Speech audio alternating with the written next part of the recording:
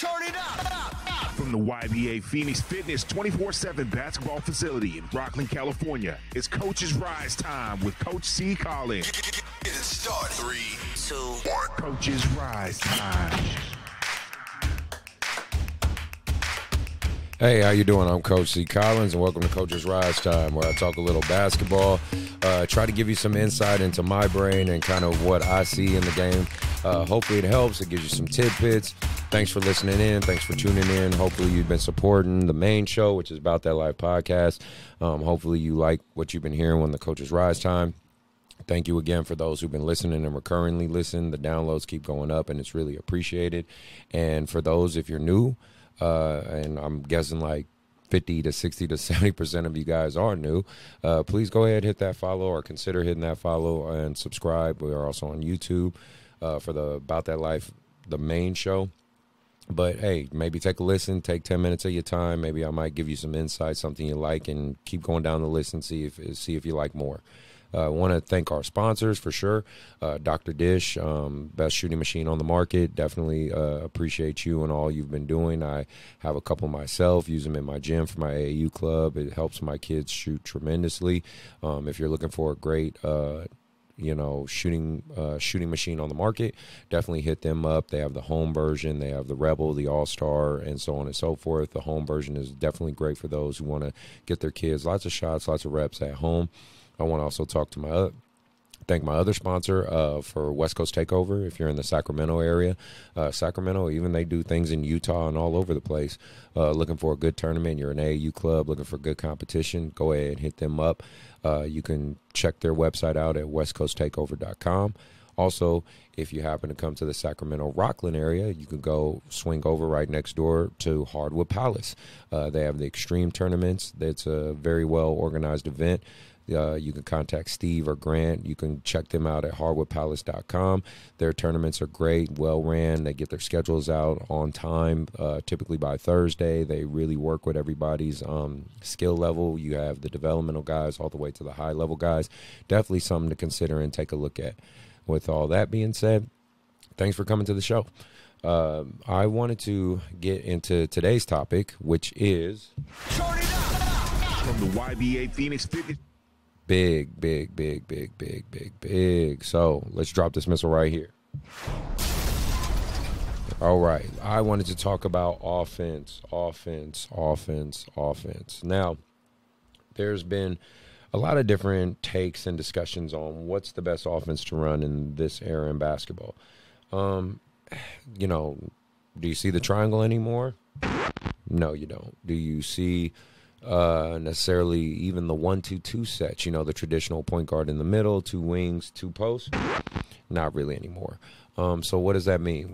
How do we go from there? What do we do? Well, the biggest thing I can tell you guys of what I run on my offensive end is a couple of things. The one I wanted to are a couple of offenses, maybe 3 that I mainly run: pick and roll sets, 4 out, 1 in, and 5 out. Those are the 3 main ones. But I want to delve more into 5 out.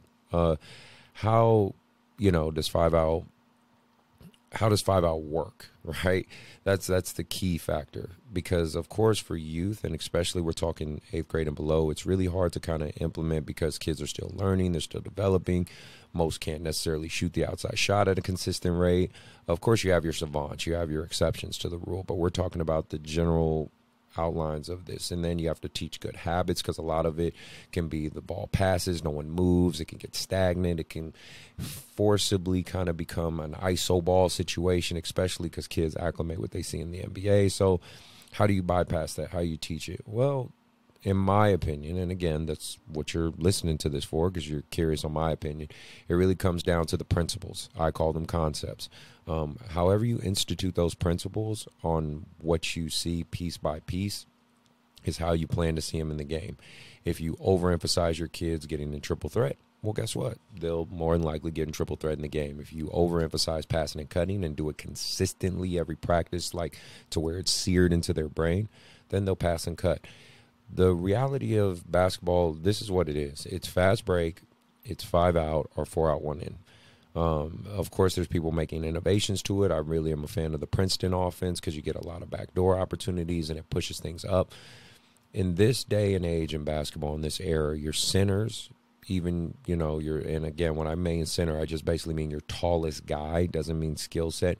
Your tallest guy is essentially becoming your point guard because, like, I run a 5-out system with the hybrid between Northwestern and Gonzaga. And as you all know, Gonzaga did extremely well last year. I think they shot 62 or 66% from the field. Please, go Google check me if that's what you need to do. But we all know they were a very high functioning offensive team, despite them not winning the tournament. So let's learn from that. What I run is I typically run a 4-out 1-in. When we call 5-out, my 4-man, which is my dunkers guy, my guy in the dunker spot, comes up. He gets the ball. At that moment, it creates a series of actions. Those actions create reads. Those reads create opportunity, and everything's out. Let's talk about the pros of a 5-out. Okay, you get spacing. All right, you get great spacing. Guys are on their islands. They can work, and it stretches the defense, and it gives opportunity for your one-on-one, your ISO players to shine and do their thing. The second thing is it stretches the defense out. If you have great shooters or great decision makers, they can't commit to one guy. They can't adapt to only one situation. The third thing is it gets the bigs out. If you have a big who's actually capable of shooting the three, a good example of watching it, and I know they lost in the playoffs, but it didn't negate the fact that they run 5-out at a very high clip, is the Dallas Mavericks. Porzingis is essentially the point guard of that team. I know Luka is the main focal point, but Porzingis is the point guard. You stretch him out, and obviously with him being a 7-foot catch-and-shoot guy, the defense can't sit and sag off and just be in help. They have to acknowledge that. And it gets the tallest, biggest guy out of the paint, so it makes it easier for you guys who attack the basket. I even innovate and challenge that more guards need to learn how to post up, because now that you have the centers stretching out, the guards need to learn more post work and post moves and mid-post scoring in order to be effective against these 5-out scenarios. I think that was my second thing, and sorry if I'm off track or wrong there. But the third or fourth thing that I want to option or say, which is the benefit of the 5-out, is innovation, experimentation. It allows youth, especially, to try things, to see what works, what doesn't work, to see how they function with the team, chemistry, unity. I think 5-out kind of implements and embodies all those things, and it helps the players become more offensively capable and versatile, because in this game, versatility is the key to success. Now, let's talk about the downfalls of 5-out. The biggest and most thing you're going to sacrifice, and that's all basketball is. It's a game of chess. It's you're sacrificing certain portions to benefit in certain ways and hoping that overrides your opponent. The biggest thing you're sacrificing is rebounding. And as I said in a previous discussion, talking about does rebounding matter, and I was mainly reflecting that to the NBA in comparison to high school. For sure in the NBA, rebounding doesn't matter as much. It's just a fact of the matter, because those guys are at such a high clip, at such a high level, and they're so efficient, and you're typically so talented that rebounding just isn't as big of a deal as it used to be, especially because the game isn't played in the low block anymore. So you will sacrifice rebounds in 5-out. Clearly, naturally, your big is out. You don't have natural rebounding position. So, you're going to give that up. The second thing is you're probably going to shoot more threes than necessarily layups. Now, of course, if you have guys who are great at reading, and mainly because this is an AAU-focused program and show, well, I'm obviously mainly talking about youth. I'm not talking about college and beyond. Youth guys don't read as well. They don't make great reads. You have a group of fifth graders and you're trying to tell them read their defender. That's going to take some time for really them to acclimate. I mean, years before they get it. So because they're just going to follow the play, it means a lot of times what's going to happen is kids are going to pass, get stagnant, or they're going to pass, pass cut. But it's going to create a lot of penetrate and kick opportunities. Those penetrate and kick opportunities become 3-point opportunities. With that being said, if your team doesn't shoot the three very well, yeah, you're going to struggle in this. And so that can necessarily come across as a con. The last con, again, in my opinion, outside of rebounding and a lot of three-point shooting, if you're not a good three-point shooting team, is ball hogs will magnify their ball hog behavior. If you don't manage it as a coach, and that's on you as a coach to coach that up and nip that shit in the butt, if you sit there and let your player basically take 40 shots and, you know, do ISO, they're going to do that. 5 out kind of allows them to do that because when they get the ball, they're on their island. And if they see that island and they, you know, think to themselves, green light, green light, green light, well, yeah, if they're already a ball hog, expect it to be 10 times worse. So you as a coach have to implement how to work in unison with your team, how to create movement, how to create opportunities, and how to just see options and score.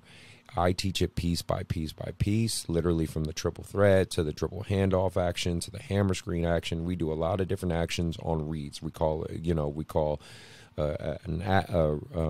read and react, right? Like most places go, we say read and react in terms of when they're off the ball, when they're on, when the guy has the ball and he makes an action, we call it action and reaction.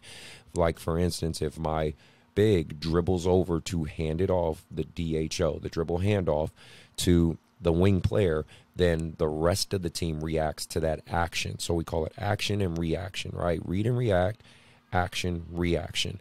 So you have to find a way as a coach to implement those things on a consistent basis. That's the way the game is now. You know, it really needs to, if you're a coach that's still doing the triangle, still trying to implement the 1-2-2 set, you're going to be left behind. That's just the reality of it. You got to adopt 5 out. You got to adopt 4 out, 1 in. You can do elements of the 1-2-2. You can have sets of those things. I do a play called a passing game where we have a triangle on one side and a flash screen on the other. I mean, there's different dynamics. Of course, you can do hammer screen actions. You can do Princeton backdoor offense. You can do even in my 4 out, we do play Indiana, which is the flex screen with, you know, with the flex offense, basically, you know, the flex screen with the pin down action. So there's ways to vary it up and implement the old school principles in the new school style of play. You as a coach, I suggest you do this thing called the internet and check things out, innovate your game, increase your knowledge, increase your mind, and I think you'll see the benefits and the effects of, you know, how it all works. I can only tell you what works for me, and you have to figure out what works for you. Most coaches, if you're always learning, if you're always doing your craft, you'll be just fine.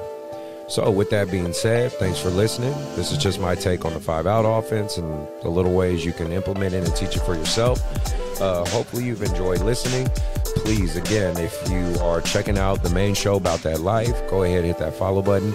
If you're watching on YouTube, hit the subscribe, share. One small click for you is a big help to me.